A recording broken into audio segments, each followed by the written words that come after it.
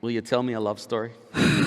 Yes, I will. I do. Okay, so, well, I've never written anything down in my life. I've done hundreds of pub choir shows, and they're just pure mental chaos, like a stream of consciousness on stage. And when you asked me to tell a love story, I was like, I think I better get the details correct.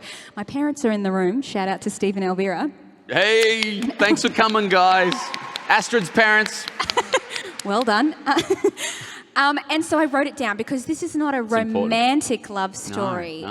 So this is something from the family archives from 2 generations back, and I just did not want to fuck up the details, basically. No, it's important and it's good. I'm so glad. Yeah, so this is the first telling of this story. I spoke at length with my mum about it because I like to think of this story as kind of the origin story of love in my life. If you're lucky, love can be handed down over many generations, like as wealth, between your bloodline. But sometimes it's not. And so this is a story about somebody who learned how to love when nobody showed them how. So I've written it down. All right, here we go. Hang on, I'm going to need Okay, these. yeah. Is it, it's dehydrating. I read it enough times that I'll just avoid. Okay, so this is a story about my mum's mum, my pawpaw. So my pawpaw was one of 5 children born to a relatively wealthy family in Hong Kong who had every resource to be able to care for 5 children. However, unfortunately for my pawpaw, she was the second-born daughter. And this is at a time when girls were deeply unwanted as children. And so they already had one daughter, and they just straight up didn't want her. And so her parents immediately wanted to get rid of her. Wow. They wanted to give her away or to sell her or to adopt her out, just basically to pretend she never existed and just to move on with more children. Fatefully, the local priest intervened and told my great-grandparents, don't give away a child. They are precious. And so they kept my pawpaw, but against their own will.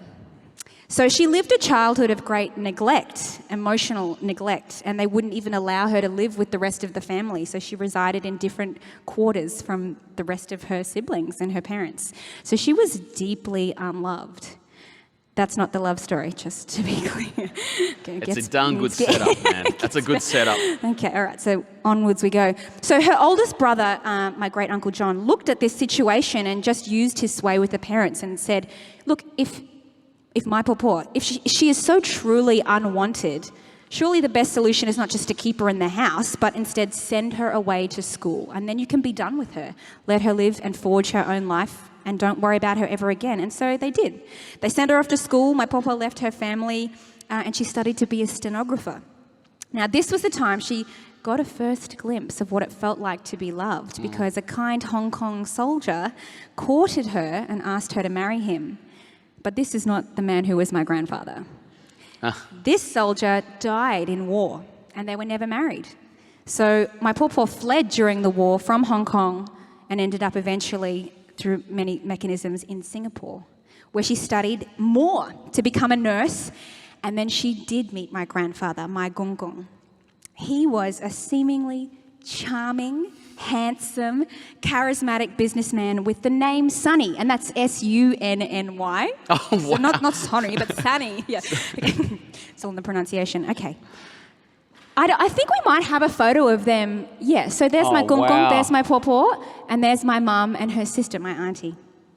So Sunny was a very complex character, and he was one of 34 children. 34 children? Yes, I'm telling you the truth. Yeah, I know, it's quite shocking. That's extraordinary. There were a couple of wives who, unsurprisingly, did die in childbirth. I mean, I know it's not a joking matter, but that's a lot of children. I think we can all agree on that. But in a not funny way, every one of his sisters was given away.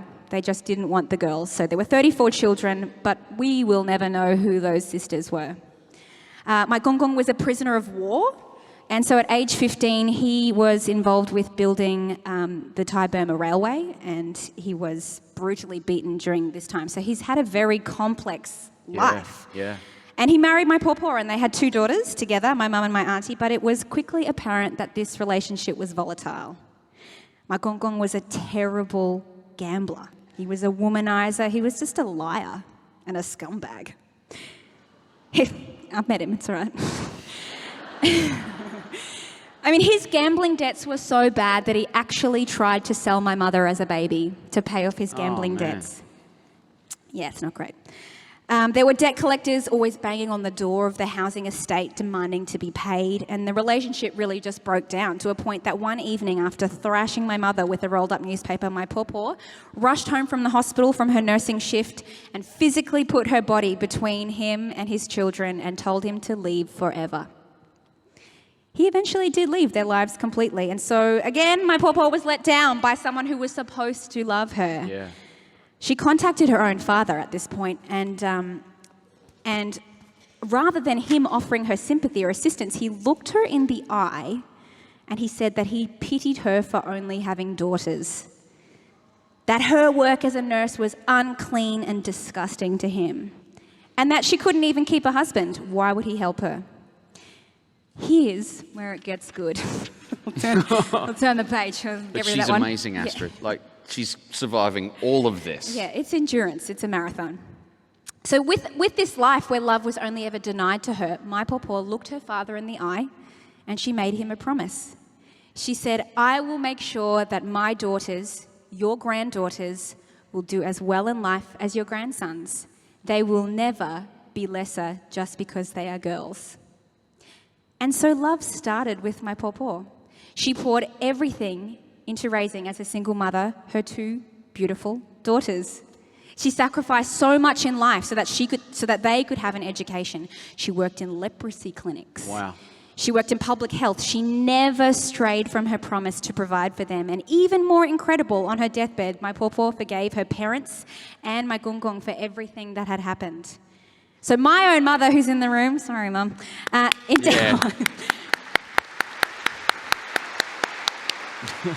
You're right, yeah. So in telling this story to me, my mum said with amazement, I just will never understand how my mum could love me and my sister so much when nobody ever taught her how to love. But this tale tells me that love can begin at any time, and it can be a time of our choosing. My mum went to university and she became a nurse, and then a midwife, and then a mother of 5 children, then a solicitor, then a barrister. Get out. And now I get to sit here with you and tell you this story, and that's what love can do. Come here. Oh, man. Hey, that's freaking amazing. That's what love can do.